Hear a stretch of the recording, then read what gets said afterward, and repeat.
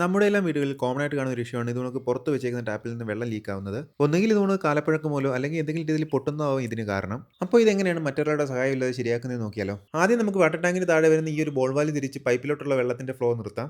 എന്നിട്ട് നമുക്ക് tap open ചെയ്ത് പൈപ്പിൽ കിടക്കുന്ന ബാക്കി വെള്ളമൂടെ കളയാം. ഇനി ഈ പൈപ്പ് ഞാൻ ഈ ടാപ്പിന്റെ ഈ ഭാഗത്ത് വെച്ച് കട്ട് ചെയ്യാണ്. ഈ പൈപ്പിന് എൻഡിൽ ഒരു ത്രെഡ് വരുന്നുണ്ട്, പക്ഷേ ഞാൻ എത്ര ശ്രമിച്ചിട്ട് അത് ഊരിയെടുക്കാൻ പറ്റുന്നില്ല, കാലപ്പഴക്കം കൊണ്ടായിരിക്കാം. ഇനി ഈ കട്ട് ചെയ്ത ഭാഗം നമുക്ക് നല്ലതായിട്ട് ക്ലീൻ ചെയ്തെടുക്കാം. ഞാൻ ഇനി പൈപ്പ് മുറിച്ച ഭാഗത്ത് കണക്ട് ചെയ്യാനായിട്ട് മുക്കാലിക്കരയുടെ ഒരു ബ്രാസ് FT എടുത്തിട്ടുണ്ട്. അപ്പോൾ ഇത് നിങ്ങൾ വാങ്ങുന്ന സമയത്ത് ഒരു 20 വർഷം മുമ്പാണ് നിങ്ങളുടെ വീട്ടിൽ പ്ലംബിംഗ് വർക്ക് ചെയ്തിട്ടുണ്ടെങ്കിൽ അത് നിങ്ങൾ പ്രത്യേകം പറഞ്ഞു വഴി, കാരണം ഇപ്പോഴത്തേതിനും പഴയതും തമ്മിൽ ചെറിയൊരു അളവ് വ്യത്യാസമുണ്ട്. ഈ പൈപ്പുകൾ തമ്മിൽ ഒട്ടിക്കാൻ ഹൈബോണ്ടിന്റെ ഒരു സോൾവെന്റും എടുത്തിട്ടുണ്ട്. അപ്പോൾ നിങ്ങൾ സോൾവെന്റ് വാങ്ങുമ്പോൾ നല്ല തന്നെ വാങ്ങാൻ ശ്രമിക്കുക. ഇനി ഈ സോൾവെന്റ് നമ്മൾ കട്ട് ചെയ്ത പൈപ്പിന്റെ ഭാഗത്തും അതുകൊണ്ട് തന്നെ FTയുടെ ത്രെഡ് വരാത്ത ഭാഗത്തും നല്ലവണ്ണം തന്നെ തേച്ച് കൊടുക്കാം. എന്നിട്ട് FTയെ നമുക്ക് പൈപ്പിലോട്ട് കയറ്റിയിടാം.